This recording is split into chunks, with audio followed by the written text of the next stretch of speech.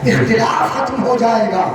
نظریاتی اختلاف تو ہوتے ہیں، ہوتے رہتے ہیں، ہوگا، ختم ہو جائے گا. یہی ہوا 6 مہینے کچھ دن حضرت امام حسن نے خلافت کو سنبھالا. اس کے بعد حضرت امیر معاویہ رضی اللہ تعالی عنہ کے خلافت کو کیا کر دیا؟ سپرد کر دیا. جی اب ذرا یہاں سوچ کر بتاؤ، آپ غور کرو، ہماری نظر امام حسن کی نظر سے تیز ہے؟ نہیں. امام حسین سے زیادہ تیز ہے؟ نہیں. حضرت علی سے زیادہ تیز ہے؟ ہے. نہیں. اگر برائی دکھتی تو حضرت امام حسین نے تو یزید کے ہاتھ میں حکومت نہ دی، سر کٹا دیا. جی بے شک. بیعت نہیں کی، جی سر کٹا دیا. تو ان کا بڑا بھائی اگر امیر معاویہ برے ہوتے تو کیا پوری خلافت ان کے سپرد کر دیتے؟ مسلمانوں کی بار ڈور ان کے ہاتھ میں دے دیتے؟ پورے مسلمانوں کے معاملات ان کے سپرد کر دیتے؟ جو خلافت حضرت ابو مصطفیٰ کی کرسی رہی ہو، جو مصطفیٰ کی گدی رہی ہو، جس پر ابو بکر صدیق بیٹھے ہو، عمر فاروق بیٹھے ہو، عثمان غنی بیٹھے ہو، حضرت علی بیٹھے ہو، ان مسلمانوں کی بات دور بھی کہ حضرت امیر معاویہ کے ہاتھ میں دے دی جاتی. اگر اعتراض آج کسی کو ہے تو وہ ہم پہ نہ کرے، وہ آپ پہ نہ کرے، وہ ادھر ادھر کے کسی پہ نہ کرے. اگر اعتراض کرتا ہے تو ڈرے امام حسن پہ کر لے. سبحان اللہ. جی خلافت تو انہوں نے دی تھی نا. اور وہاں کے شیعوں نے ایسا کیا تھا. کوفہ کے شیعوں نے کیا کیا تھا بتایا؟ حضرت امام حسن کے کپڑے پھاڑے تھے. اللہ. انہوں نے کہا تھا انت عالم المسلمین. کوفے کے لوگوں نے کہا تھا کہ آپ مسلمانوں کو شرمندہ کرنے والے ہیں. یہ کس سے کہا؟ حضرت امام حسن سے. کوفے کے شیعوں نے کہا انت عالم المسلمین، آپ مسلمانوں کو شرمندہ کرنے والے ہیں، مسلمانوں کو کا سر جھکانے والے ہیں. تو حضرت امام حسن نے کتنا پیارا جواب دیا، العار خیر من النار. امام حسن نے جواب دیا تھا کہ یہ آر جہنم سے بہتر ہے. جی یہ آر جہنم سے بہتر ہے. میں نے خلافت دے کر اپنے آپ کو جہنم کے رستے سے بچا لیا. جہنم سے میں نے بچا لیا ہے. مسلمان لڑیں گے، اختلاف ہوگا، خون ریزیاں ہوں گی، جھگڑے ہو جائیں گے. اس لیے جھگڑا یہ جہنم میں لے جانے والا ذریعہ ہے. مسلمانوں کا اختلاف یہ جہنم میں لے جائے گا.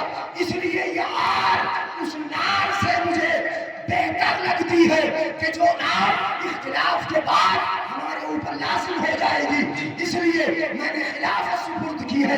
اب حضرت امام حسن کی نظر امیر معاویہ کو دیکھ رہی تھی. جی اور حضرت امیر معاویہ نے حضرت امام حسن کی اس قدر مدد بھی فرمائی. جی 10,000 دینار امام حسن کی بارگاہ میں بھیجتے تھے. کتنے؟ 10,000 دینار بھیجتے تھے.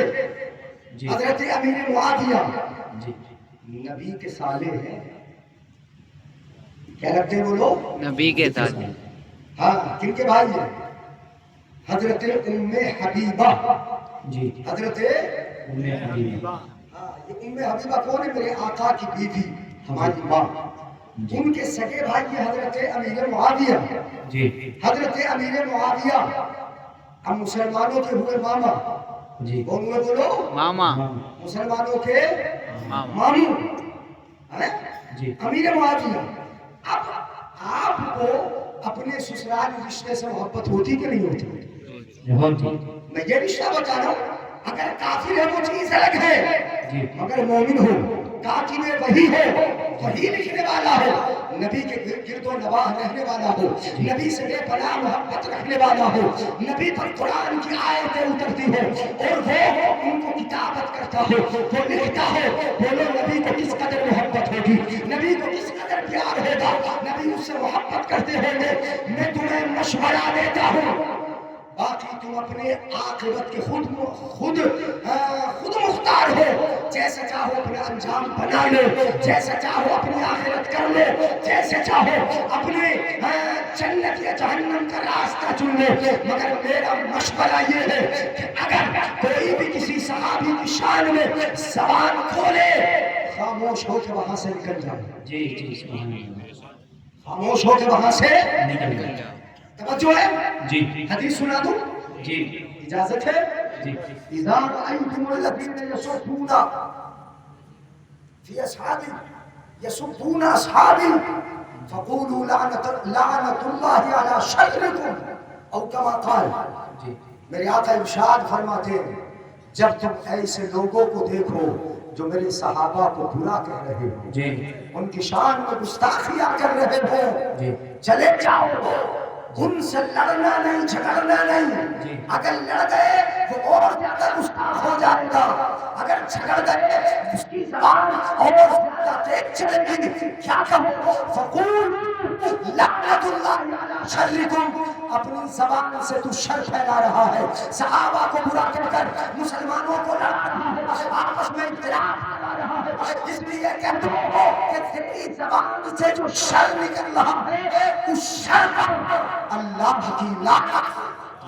نعرہ تکبیر، نعرہ رسالت، جشن عید میلاد النبی، حضرت علامہ مولانا مفتی جلیس احمد صاحب